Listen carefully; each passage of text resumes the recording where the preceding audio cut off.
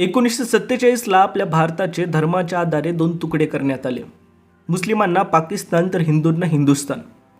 या दरम्यान जे काही मुस्लिम भारत सोडून गेले त्यांची जमीन, त्यांची संपत्ती वक्फ म्हणून जाहीर करण्यात आली. वक्फ म्हणजे मुस्लिम धर्मियांनी त्यांच्या इस्लामसाठी परमनंट दान केलेली एखादी संपत्ती. आज सुद्धा हजारो लाखो हिंदुस्थानी मुस्लिम वक्फ म्हणून आपली जमीन दान देत असतात. 1954 मध्ये जवाहरलाल नेहरू यांनी एक कायदा निर्माण केले. त्यानुसार वक्फ बोर्ड नावाच्या संघटनेला सरकारकडून मान्यता मिळाली. हिंदुस्थानातील प्रत्येक मस्जिद, मजार, कब्रिस्तान आणि मदरशांचे मालकी हक्क या वक्फ बोर्डला देण्याचा निर्णय झाला. या वक्फ बोर्डकडे भारत सोडून गेलेल्या सर्व मुस्लिम नागरिकांची जमीन होतीच, पण यासोबत इस्लामिक वास्तूंचे निर्माण करणे, त्यांचे पुनर्निर्माण करणे आणि त्यांची दुरुस्ती करणे असे कित्येक अधिकार त्यांना देण्यात आले.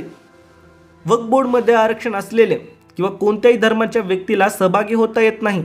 फक्त मुस्लिमच या वक्फ बोर्डचे सभासद होऊ शकतात, सदस्य होऊ शकतात.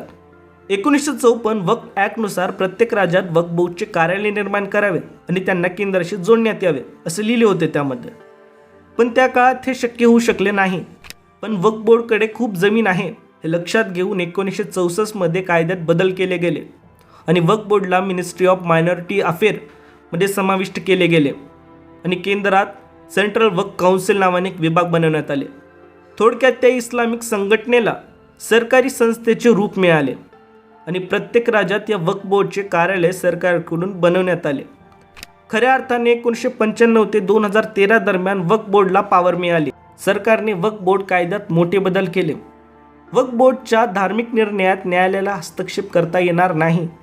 वक्फ बोर्ड कोणालाही प्रश्न विचारू शकतो. न्यायालयात जाण्यापूर्वी तुम्हाला वक्फ बोर्ड समोर स्पष्टीकरण द्यावे लागते. हे असे खूप सारे बदल या कायद्यामध्ये करण्यात आले. जर एखादा व्यक्ती 50-60 वर्षापासून एखाद्या जमिनीवर राहत असेल किंवा त्याच्याजवळ एखादी वस्तू असेल, तरीही जर वक्फ बोर्डने ती वस्तू किंवा ती जमीन मुस्लिम धर्माशी संबंधित आहे असे जाहीर केले तर त्या व्यक्तीला स्वतःची जमीन स्वतःचीच आहे हे सिद्ध करण्यासाठी पळापळ करावी लागते. खरोखर आपल्या देशामध्ये लोकशाही, कायदा आणि संविधान हे शब्द जिवंत आहेत? नाही. यासाठी कायदा लिहिणारे डॉक्टर आंबेडकर दोषी नाहीत.